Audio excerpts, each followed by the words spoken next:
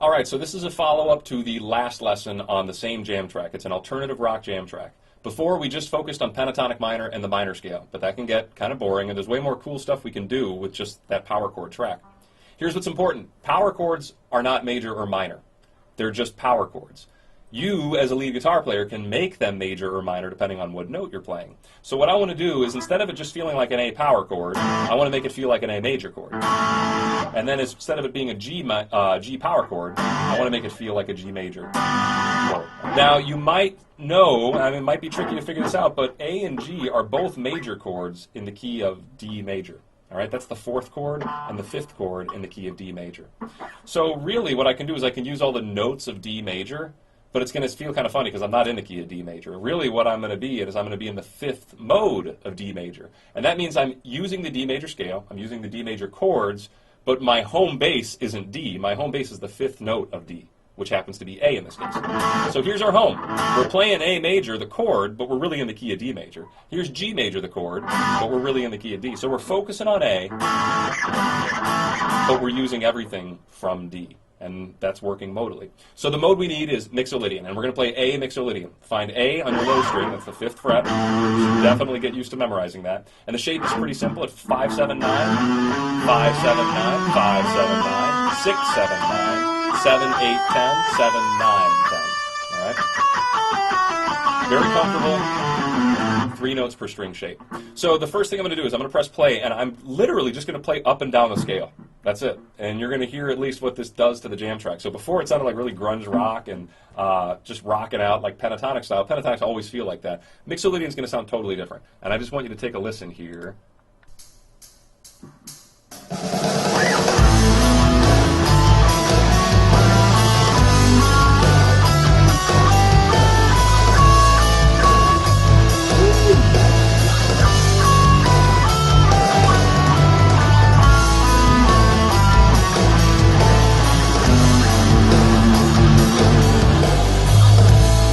Compare that to pentatonic. It's way more interesting, way more color, way brighter too. I mean, you might want that pentatonic feel to really just get some nasty emotion in there, but I think this is more enjoyable. I think it's more progressive. It reminds me more of like that solo guitar work you normally hear with guys like Joe Satriani and John Petrucci. So the Mixolydian scale would definitely be an excellent choice here for this jam track. But I want to go a step further. I want to talk about some specific things we can do. I told you we're turning A into a major chord by playing that extra note, and in this case it's going to be a C sharp. So I'm going to try and make it a point. Whenever my A power chord comes, I really want to play a C sharp to just accent the fact that I'm making it a major chord to the listener. Then when a G comes up, I'm going to be playing a B, which will be right here in my shape. And that'll help kind of reinforce the fact that my G is not just a power chord, but it's a G major instead. So here's the ideas. When A comes up, I play this note. When G comes up, I play this note. That's the only thing I have to worry about for the next solo I'm going to play here. Now, in between, I get to do whatever I want. So I'm going to play my C sharp, and then I'm going to just kind of do something in the shape that I'm playing, and then I'm going to end up eventually back down on a B. Then I can do whatever I want, and then I'll end up back on a C sharp. So I only have 2 landmarks to hit. I only have my C sharp and my B. Those are the only 2 notes that I really have to think about playing. In between those 2 notes, I get to go crazy. As long as it's in the shape, and as long as it's on time, I can just kind of do whatever. So let's try that out and see what happens.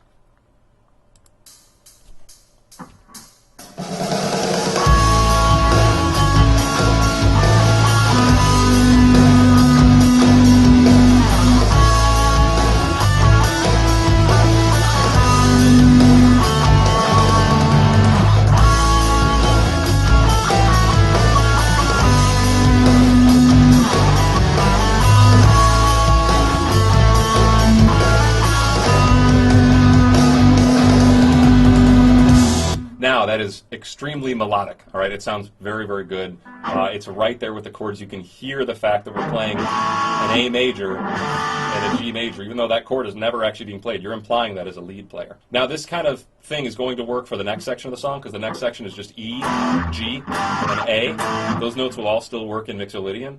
But for the bridge section, we're not going to be able to get away with playing Mixolydian because there's an F power chord in there, and there's no F in our Mixolydian scale.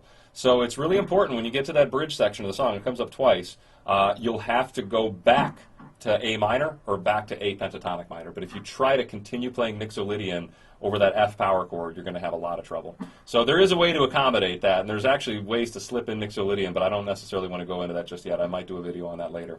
So here's the last step here, the last advanced thing. You don't have to play the entire Mixolydian scale. There's a shape called Mixolydian Pentatonic, which is actually easier than playing the entire Mixolydian shape. And I just want to show it to you here really quick, because it's basically like a distilled version of Mixolydian. So you get all the flavor out of the Mixolydian scale in just 5 notes by playing this little shape.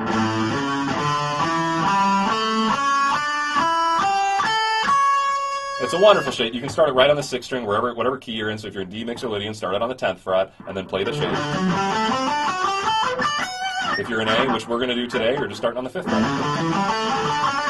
So listen to what this sounds like. It's just all the good parts of Mixolydian, basically. And I'm going to use this to just kind of rock out over the top, and you'll hear what it sounds like.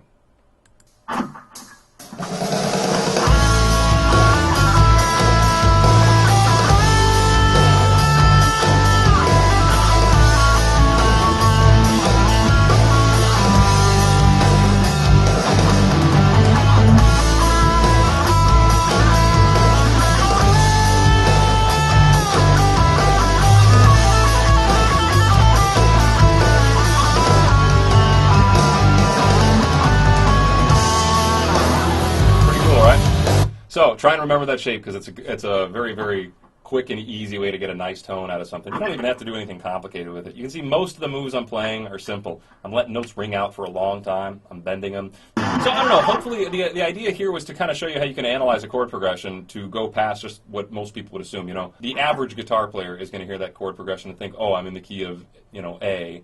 I don't know what to do. That's what most guitar players would say. Then the more educated guitar player says, oh, I see an A power chord, I'll play A pentatonic minor. If they're more advanced, they might recognize that it's A minor.